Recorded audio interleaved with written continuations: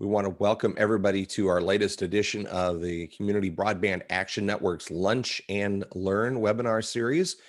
We got a really a fun one today. I've been looking forward to doing this as we're going to be highlighting the community of Reedsburg, Wisconsin, and how the Reedsburg Utility Commission there has brought fiber optic broadband to not only their town, but a lot of the surrounding areas. So we're going to be zeroing in and telling the Reedsburg story today. So we want to thank everybody for coming on board and joining us.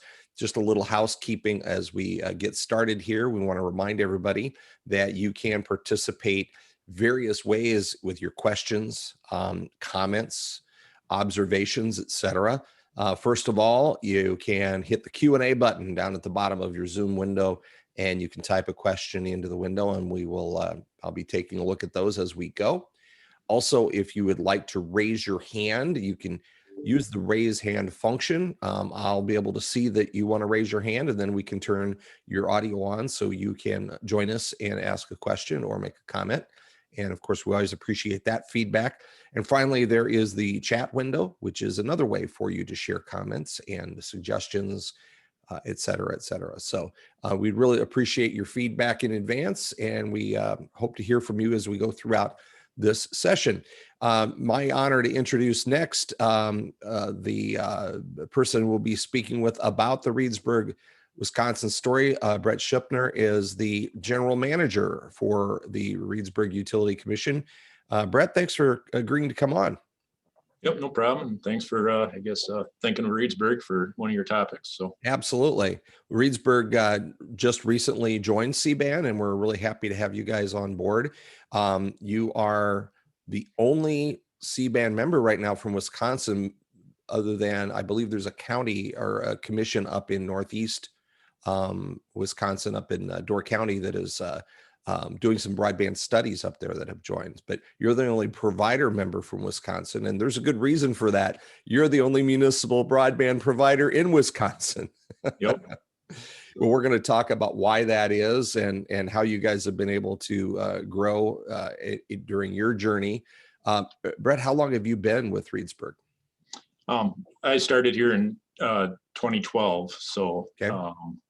So some of the initial history of the startup of the fiber utility, I don't have firsthand knowledge, but definitely know the people that did. So familiar with, indeed. Yeah. Great. Well, we have some slides to share with everybody, so we're gonna bring those up. Brett, you mentioned you came to Reedsburg a few years after the project started.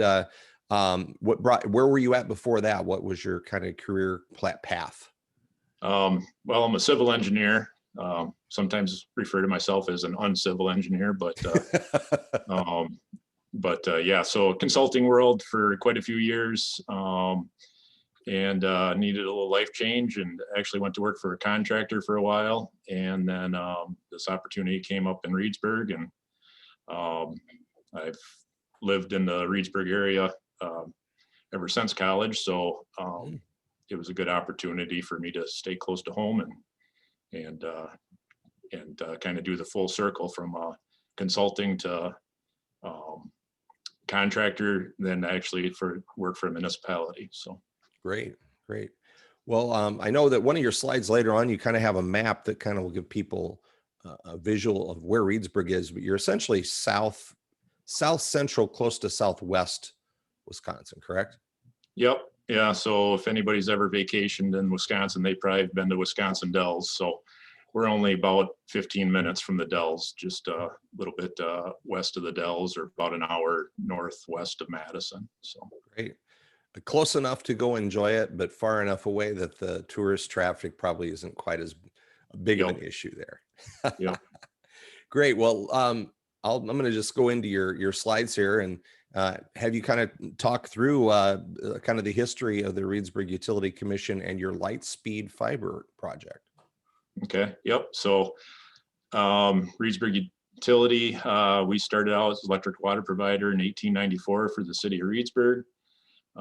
Basically, the electricity was generated from a water turbine, and and created, the lighting for the downtown and stuff like that. So, in basically, we're electric and water provider up until about 1998.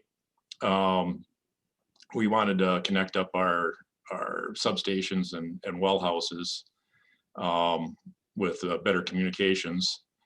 And we wanted the management then wanted to do it with fiber. They reached out to the local providers, and no one was really interested in doing fiber, so we did it ourselves. What grew out of that then was the school district and some of the other businesses in town heard that we were putting in some fiber, and were wondering if we could connect up all their, some of their facilities in town. So that was kind of the start of our fiber service. So the school district was our first customer, along with a couple other businesses in town.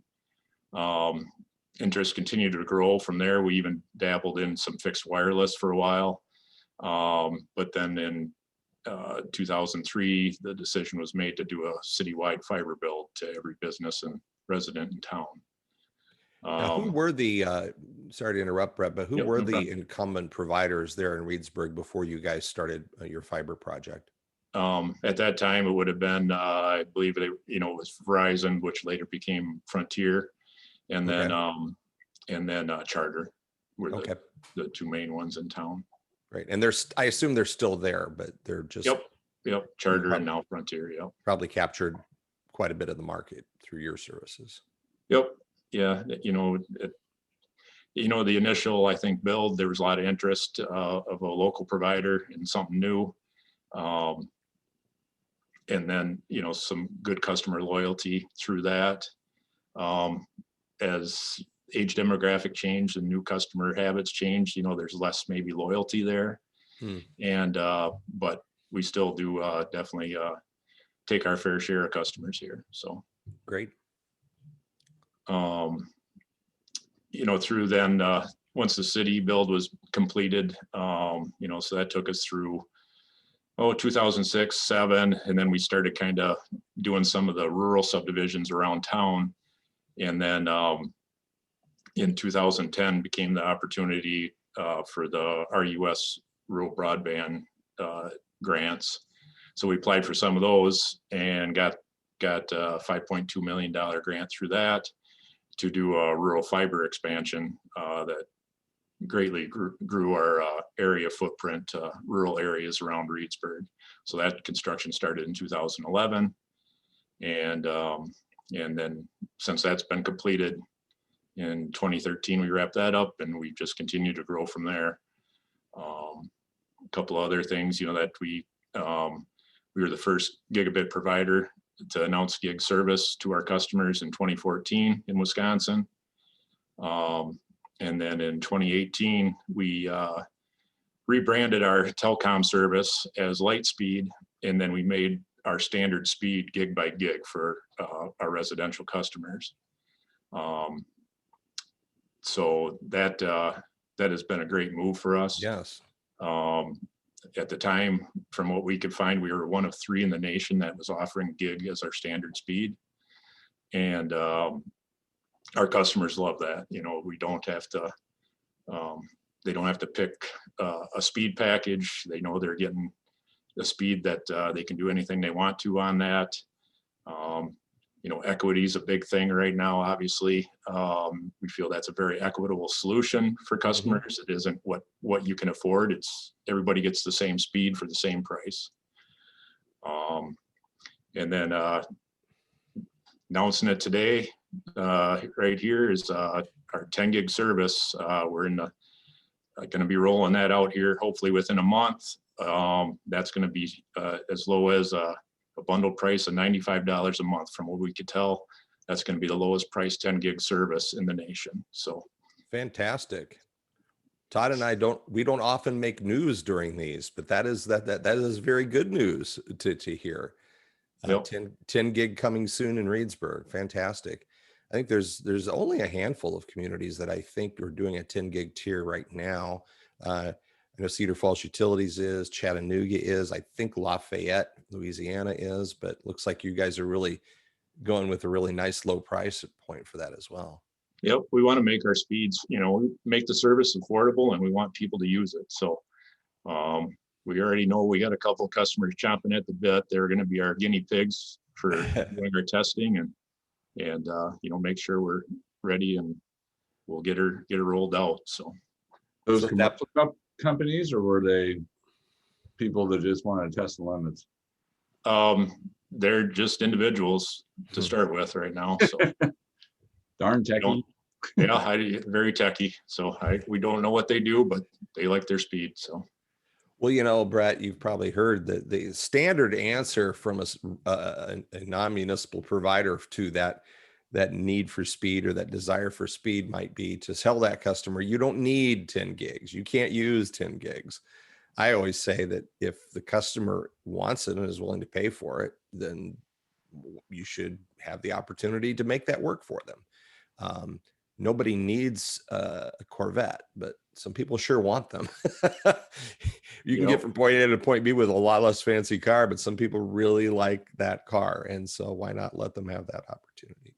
And once you get used to, we brand it as unthrottled access to our gigabit fiber network. So we're not throttling you, so it's limited to what your needs are and what your equipment can handle. And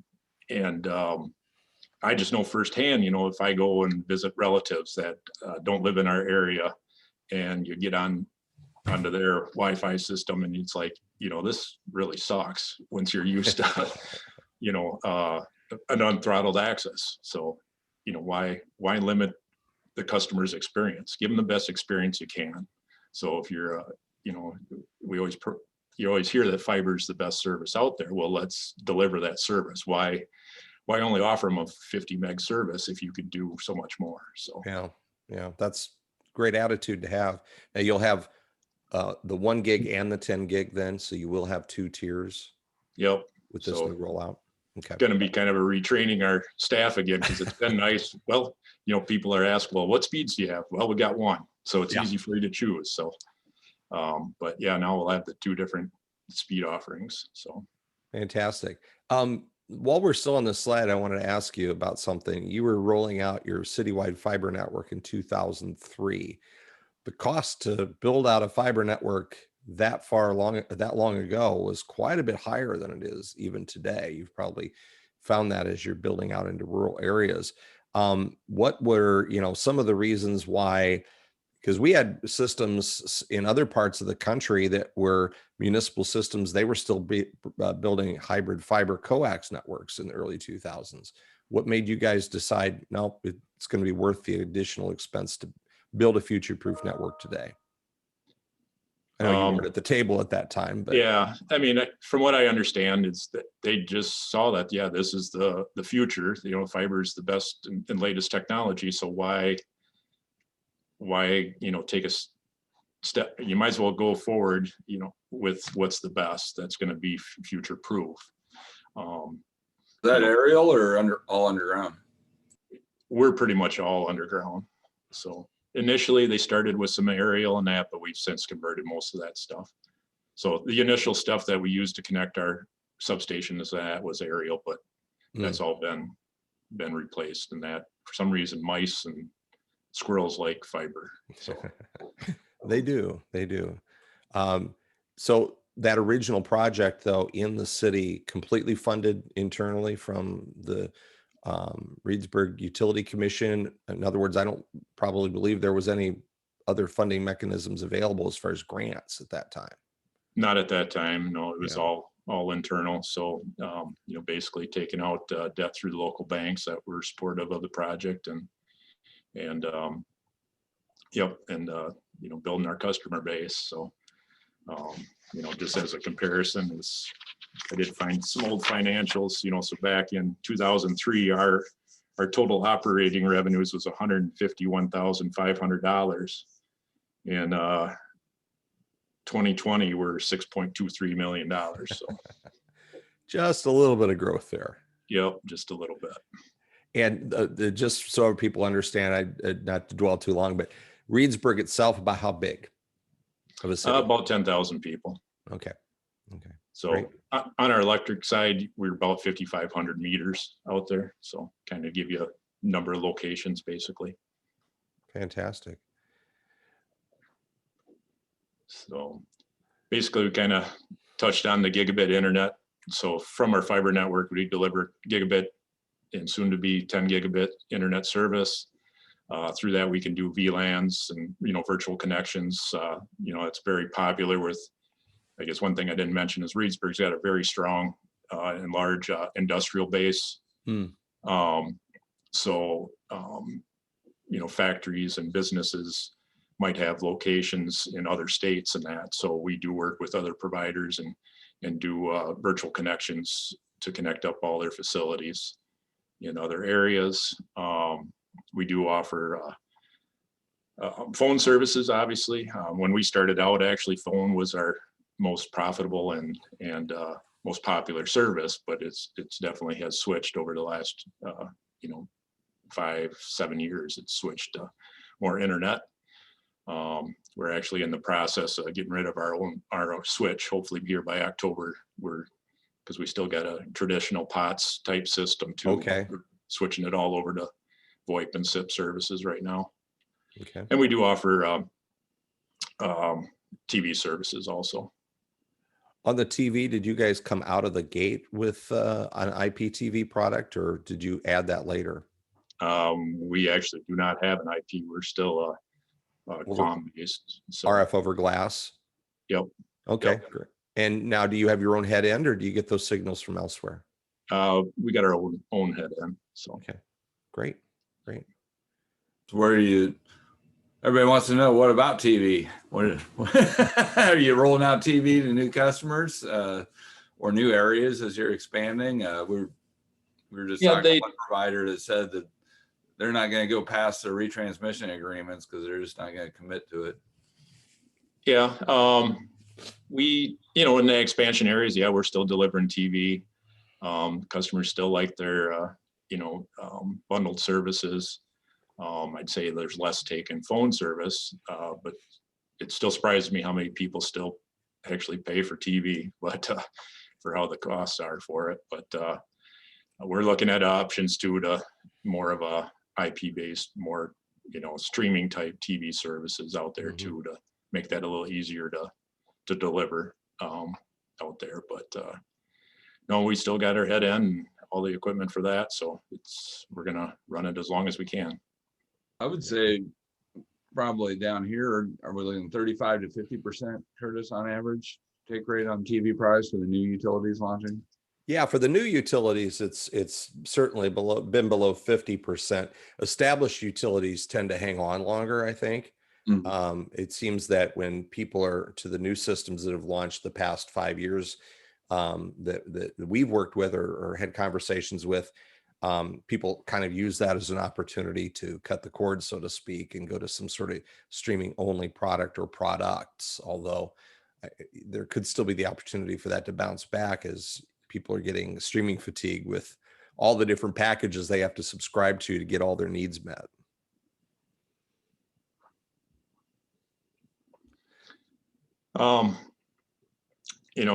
I guess through this one in here, just kind of, I feel like we continually push the envelope here in Wisconsin. With, being the only municipal utility internet provider in Wisconsin. 2014, we were recognized by our vendor, our equipment vendor, Kielkopf, for rolling out our gig service with an innovation award. 2019 and 2020, Broadband Now recognized us as being one of the fastest internet providers and one of the most affordable in the nation. And then just recently, PC Magazine announced their top work from home communities in the nation. And Reedsburg was the only Wisconsin community to make that list. We came in, I think, number 18 in the nation. And they noted that it was based on our strong schools and then the fact that the readily available gig service to everyone. So, and then also the governor appointed a task force on broadband access in Wisconsin, and I was appointed to that task force too. So I think that all kind of speaks high of what we've done, and that it is noticed that you provide this type of level of service to your customers. It does make a difference. I'd be curious, as to any of your experiences, like in the last year and a half, during that uptick in work from home and learning from home, did you have a lot of people upgrading like above 100 meg, or what were trying to get to a gig, or you were just at a gig always? Since 18, we've been at a gig. So yeah, if they switched to us, that's what they got. Otherwise, they already had a gig. So okay, I think it's a combination of the two. It's a combination of the gig standard, and then obviously the work from home and schooling from home related to COVID. And since 2018, each year we've seen 10% customer growth. Well, that's what I was wondering, if people were just switching faster from competitors and telling you, I need that speed, or. Yep. It was definitely a big thing, because we're symmetrical too, and that makes it just a big difference. Even though the competitors might say we advertise in 200 meg or 25 meg, whatever it might be that they're offering, it's still their upload is what's hurting them. So do they have pretty steep caps too, surcharges, things like that? What's that? Do your competitors have a lot of data cap surcharges? Not that I'm aware of. Oh. You probably also have one on the reliability front. I know there's been a lot of people that we've had conversations with over the past year that working from home turned out to be not easy to do because their providers had frequent outages, and sometimes it just became so problematic that you could stay on a call like this for very long without the service going off, that people just ended up figuring out a way to work back at their office.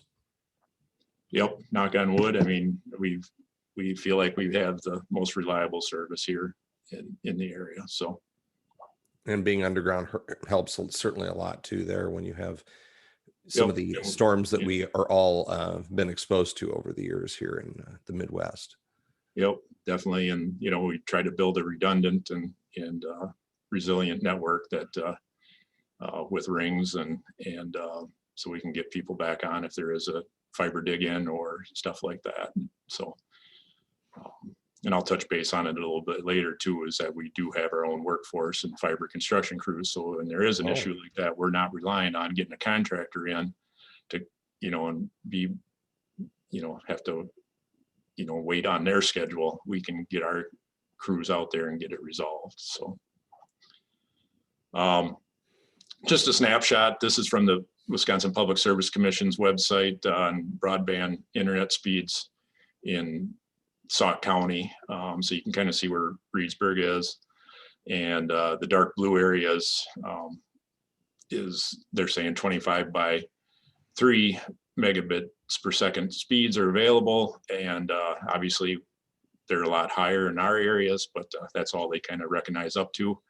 But you can see the dark blue area, from Loganville to Reedsburg to Laval, and that's our service area right now. And then once you get outside of that, heading further south out of in Sauk County, you could see that the speeds drastically drop off, and lack of services in the other parts of the county. So a lot of unserved territory there. Yep. And that's what you're trying to solve for, it sounds like. Yep. So we did have a question here before we move on, Brett. What is your typical installation price? As in like a one-time install price? Yeah, somebody switching over and getting in service installed. Just what install for the technician to come out. Say if you have fiber already up to the house, for a technician to come in and provision the services and that, it's $65. Okay. Our gig internet service in the city of Reedsburg is $49.95 standard unbundled. It's a $5 discount, so it's $45, or basically $45 if you take another service. Being owned by the city of Reedsburg, if you are a city of Reedsburg resident, you get the benefit of being an owner. So we do offer a $10 discount. If you're outside the city of Reedsburg, it is $10 more. So it'd be $59.95. So Still quite a bargain for that much bandwidth. That's amazing. Yep. If you don't have the fiber to the house, and we have the main line there, our standard drop fee is $250 for the first 500 feet. So we kind of treat it a lot, or very similar to electric service. So. And I would assume that when you first built out, people had the opportunity to get that drop, and if they turned it down, that they're going to have to pay that later on.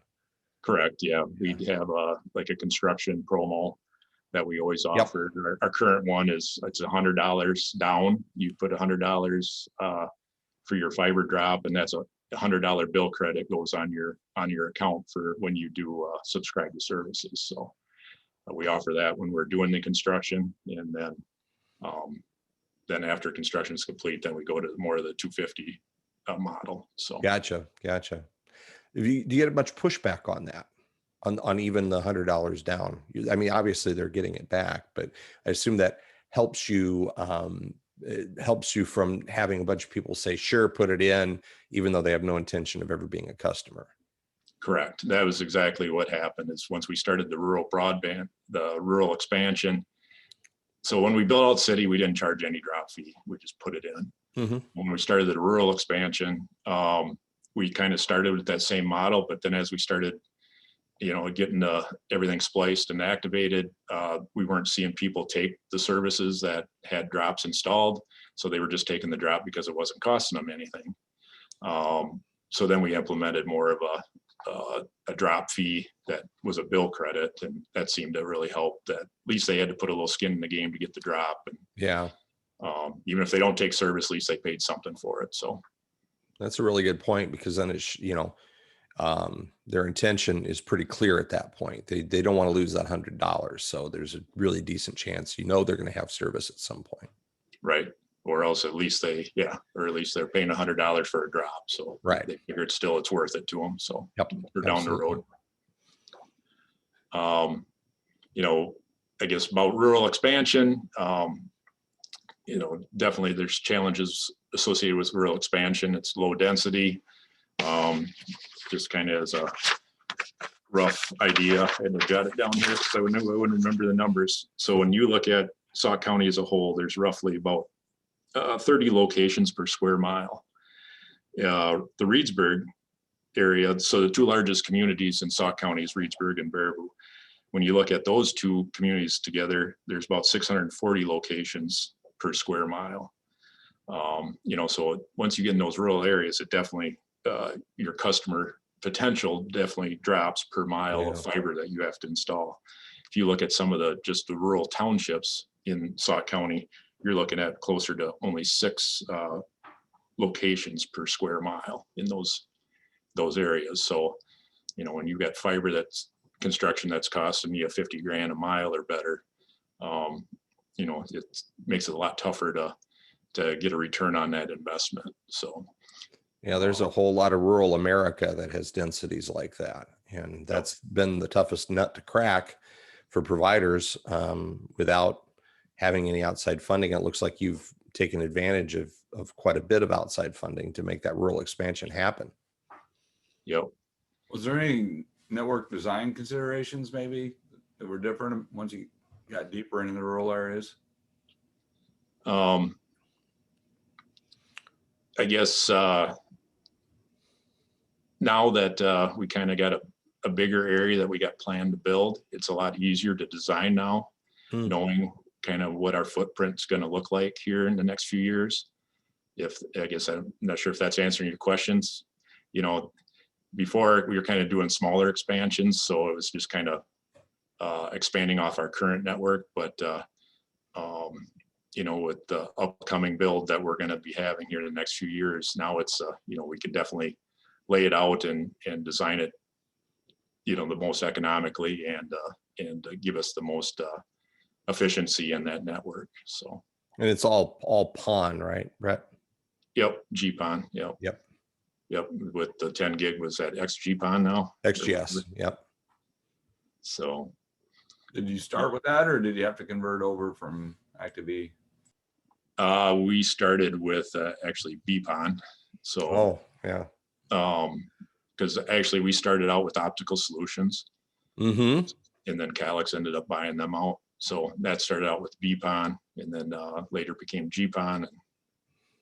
And so we did have to convert over all our that optical solutions fiber drive equipment and the BPON to our current Calix equipment. So kind of another challenge we have in Sauk County, for those that has ever been to the Dells and Baraboo area, is we do have that natural feature called the Baraboo Bluffs, which is a huge quartzite ring in Sauk County. So does definitely add a challenge to rural fiber construction. And then being a municipal provider, funding is always a challenge with especially outside the city of Reedsburg, because our financial backing is the city of Reedsburg. So how do you fund or ask the city taxpayers to support and fund projects that are outside the city limits? So we haven't really gotten into this yet, but I want to make sure we don't forget to talk about this. So let's just do it now. Why are you the only municipal broadband provider in Wisconsin? There are other municipal electrics in the state, and of course, plenty of municipalities, but you guys are the only ones that have taken on this task. Are there certain restrictions that have been placed on municipals in Wisconsin, or is it just you guys are the ones to crack that nut and move forward with it?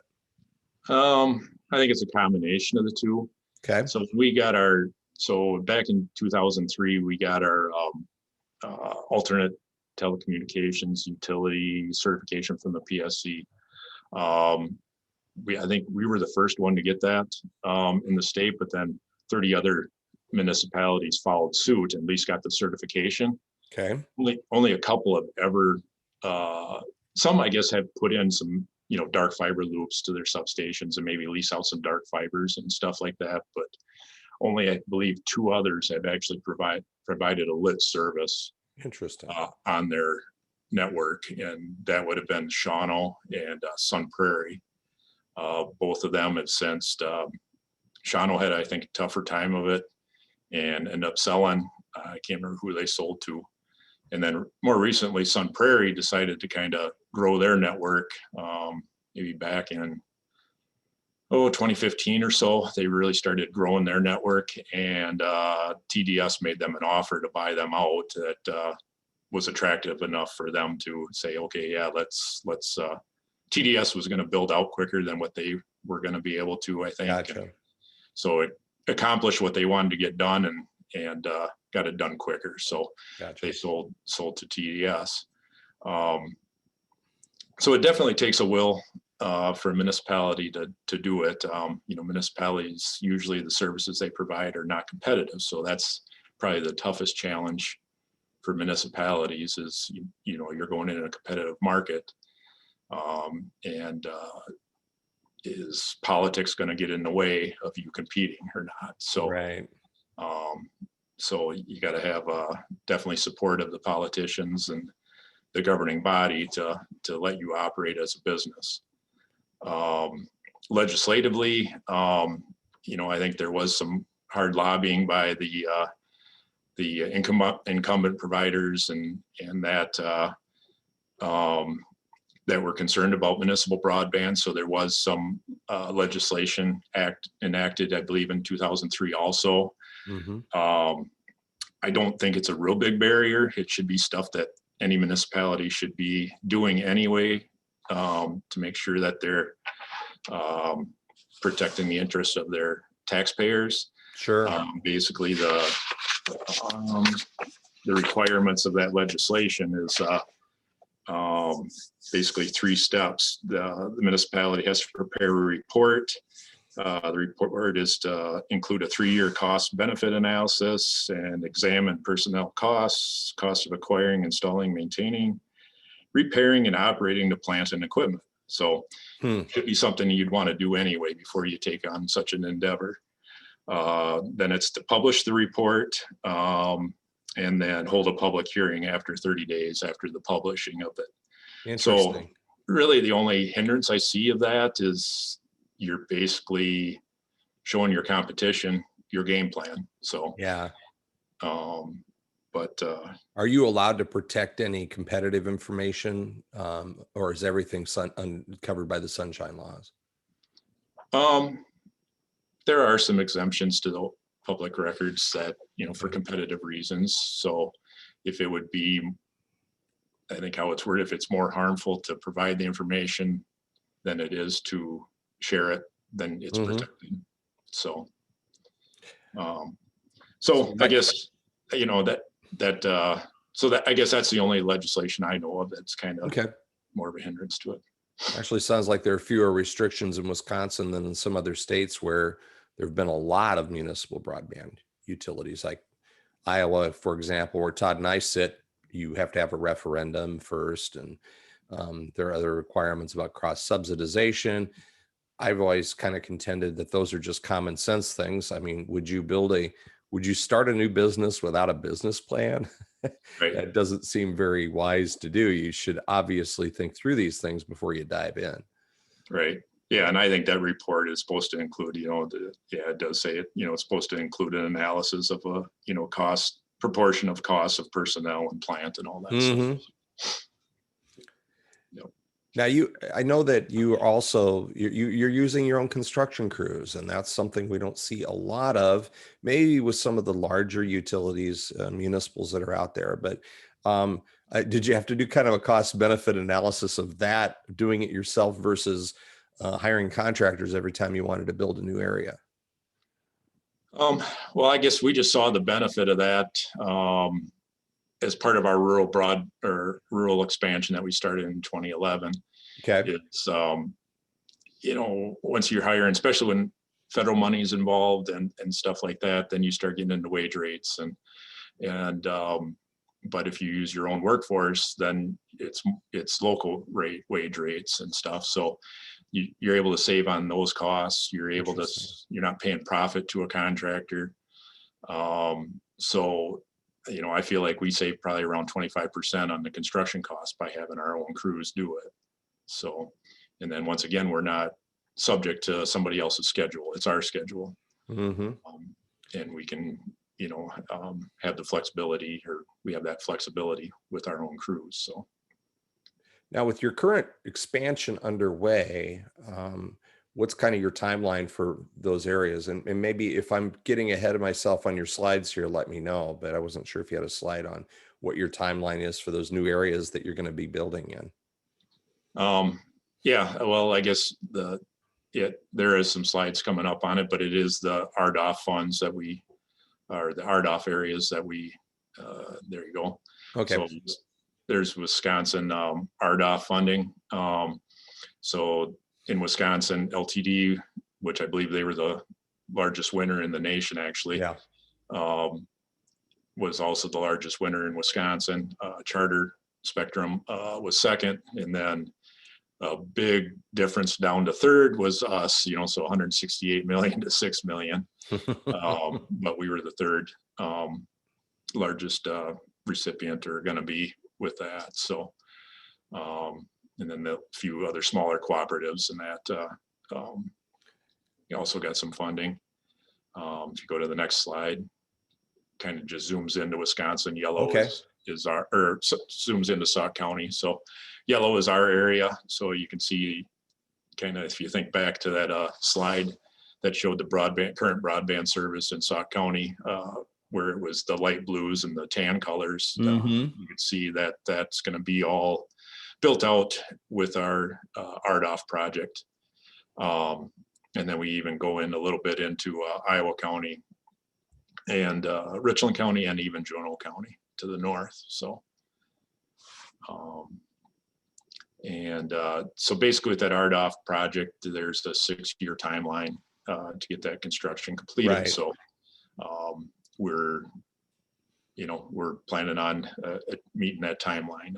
We actually have, for the most part, doubled our workforce already in anticipation of that. So we've doubled our construction crews and to be able to get that completed on time.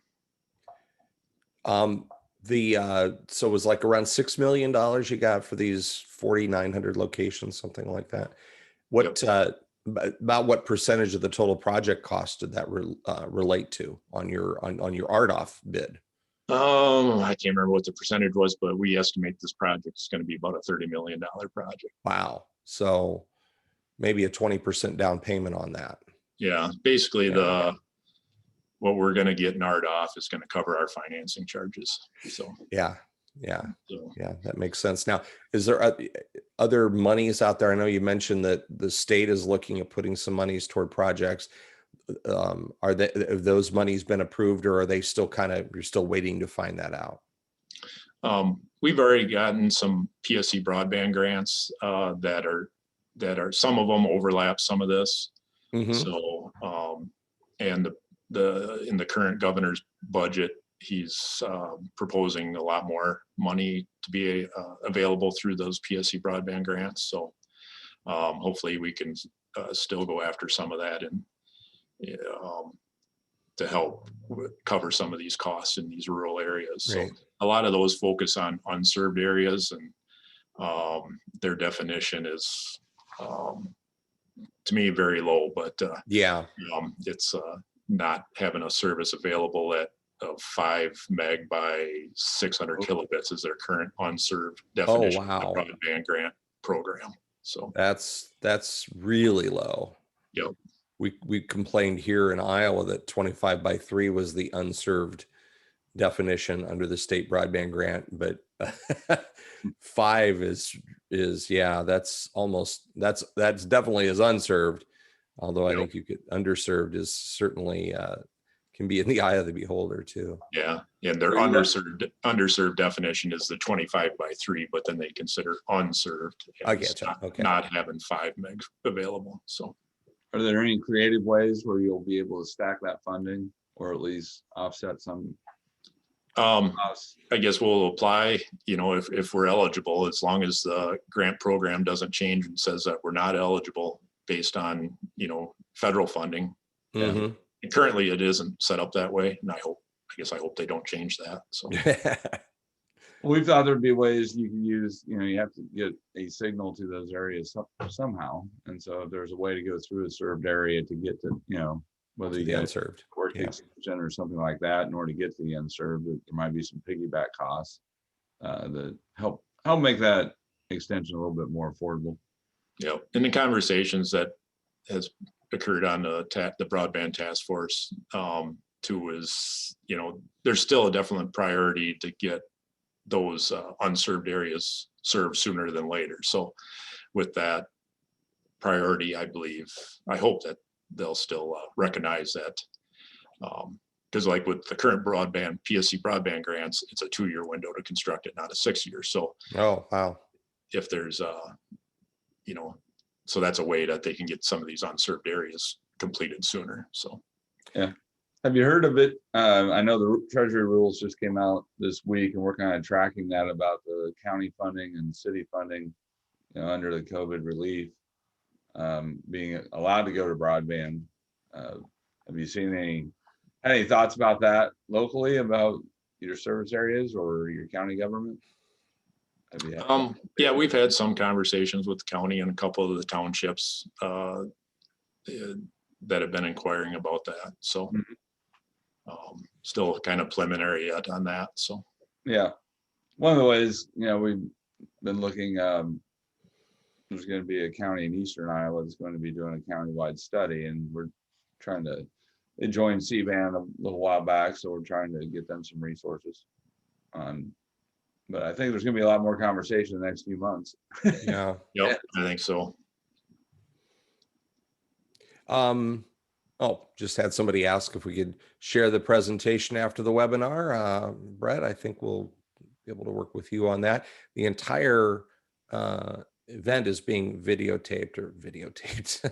That's an old-fashioned term. It is being recorded and it will be put on the CBAN YouTube page. So we definitely will have that available for you.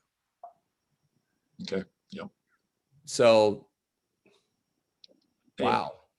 And then this, you can go to zoom in more detail. You can go to our webpage, ruclightspeed.com, and go to under new customers, and it'll pull up this map. So this is we're in the process of updating our billing system and get it a little bit where you can go more of a service address level and stuff like that. But this is kind of interim for us right now. But so you can zoom in and see if you're included in one of our project areas, or if you're already in an area that we already covered. So yellow is current service area. The magenta color is the RDOF areas that we won.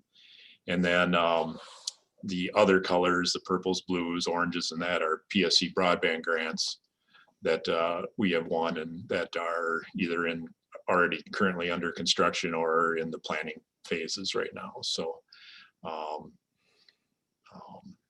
yeah, so you can see kind of the growth from Reedsburg that we're going to see there. So, and then sometime in the next 6 years, this will all be yellow. Yep. So you're gonna, what's next after that? You got to keep those construction crews busy, Brett. What are you going to do next? Are you going to keep looking for new opportunities? Oh, definitely. I mean, this is obviously focusing on underserved areas right now. Right. So, we're not afraid of competition. I mean, Baraboo's an untapped, market, Wisconsin Dells. There's still some gaps even in that RDOF coverage, that will fill in over time and stuff like that. So. Is most of this unserved area that is out there now, is that mostly frontier coverage area? A lot of it's frontier. Sauk County's actually kind of split by frontier and CenturyLink, or okay, what do they go by Lumen now? Yeah, it depends on what day of the week it is, but I believe either or.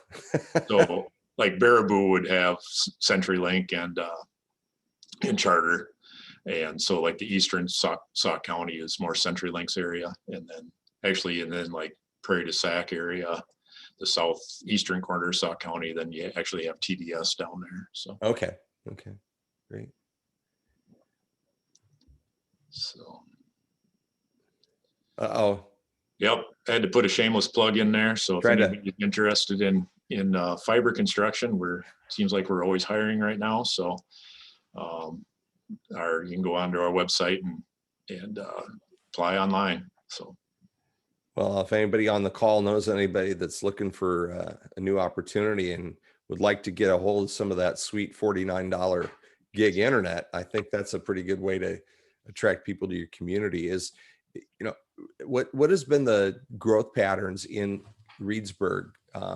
Brett, is the community growing? And if it is growing, has anybody tried to make a link between that growth and the fact that you guys have had fiber for a long time?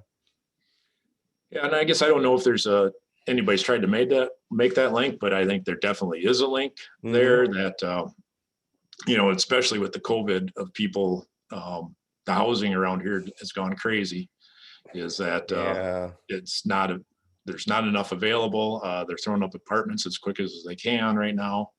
And, like I said, we got a real strong industrial base. Everybody's hiring.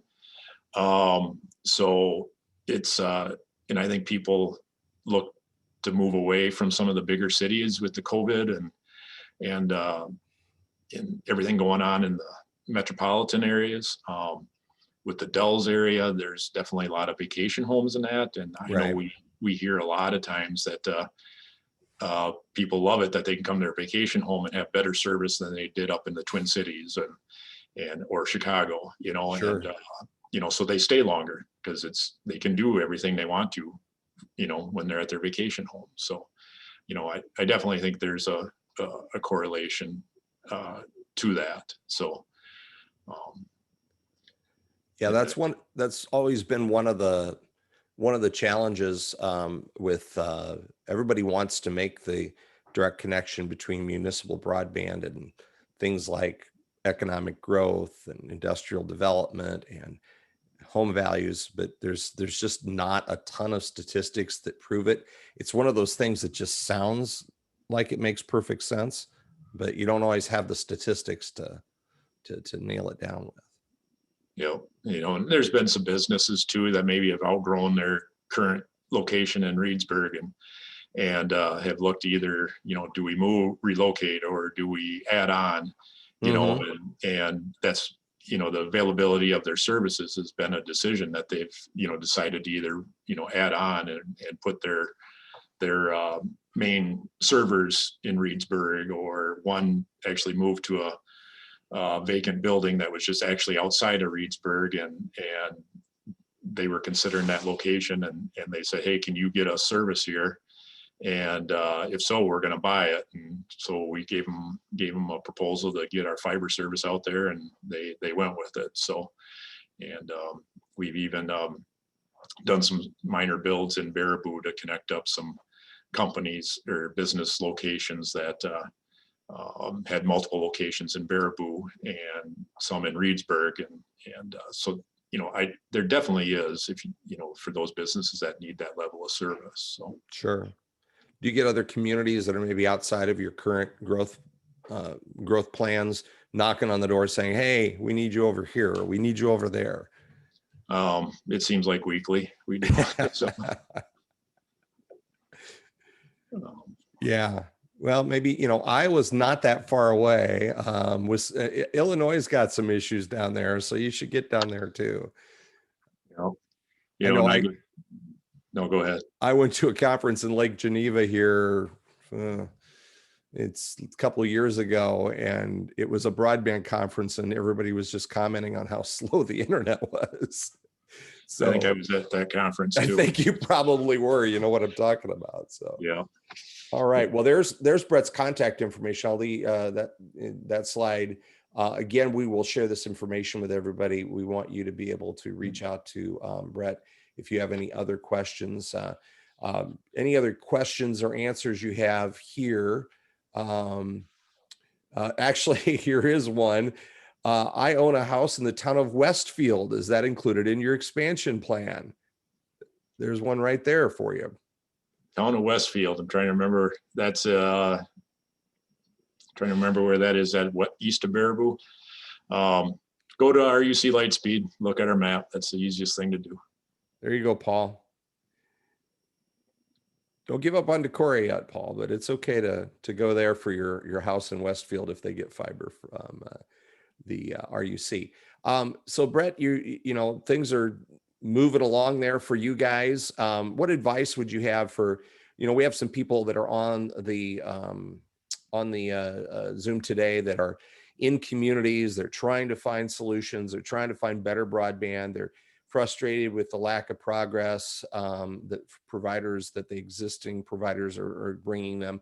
So what advice would you have to them based on, the road you've been down in order to maybe figure out a way to bring better broadband to their town?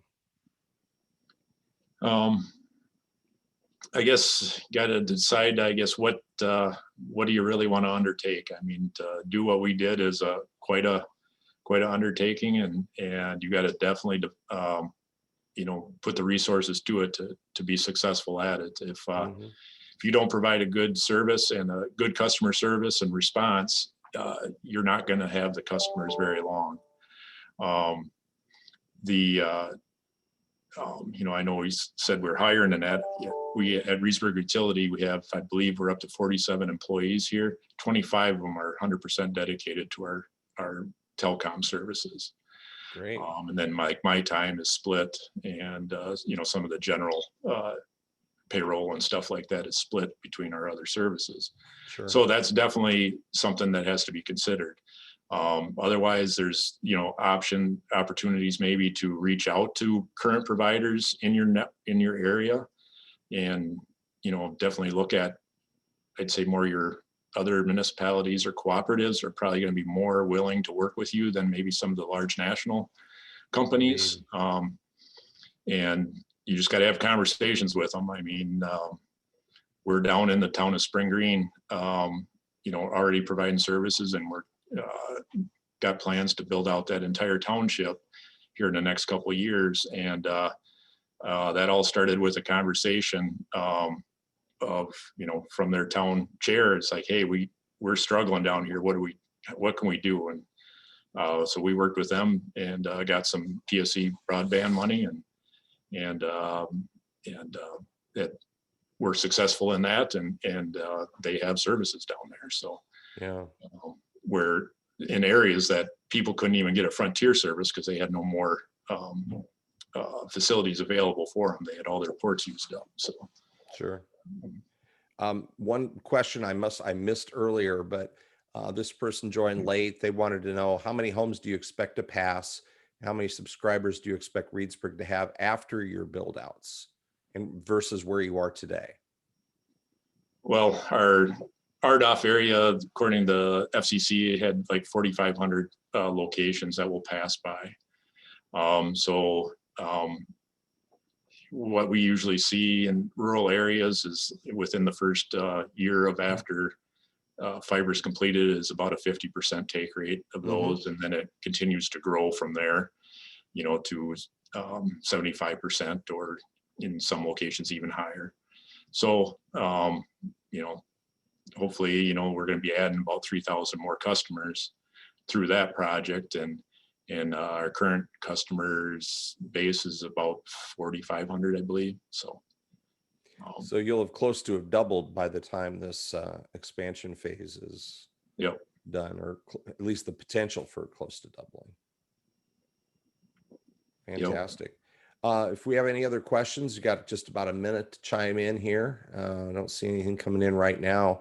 I would just reiterate one of the things you said, Brett, because, although you guys are a municipal broadband utility, just to reiterate that for a lot of communities, that solution for something better could very well come from one of those smaller independent companies in your area, those cooperatives, mutual associations, that sort of thing. And, that's one of the reasons why we have CBAN member providers that are not just municipalities, they're independent telephone cooperatives. They have a lot of things in common because they're community focused, driven by customer service excellence, and can take a longer view on the communities that they serve. So it's sort of thing that you don't know until you ask. And sometimes you ask and you get told no, and then you have to come back and ask again after you have some more proof that it's a good idea,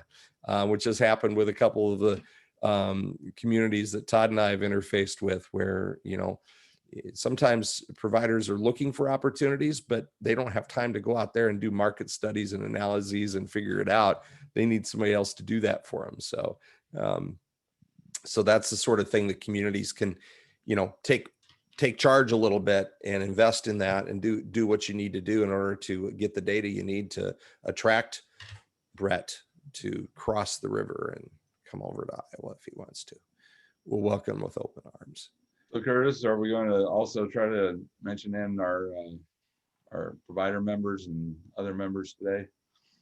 I did not put a slide on that, but I do want to recognize our provider members that we have on board already. We have a few new ones that have joined here in the past month or so.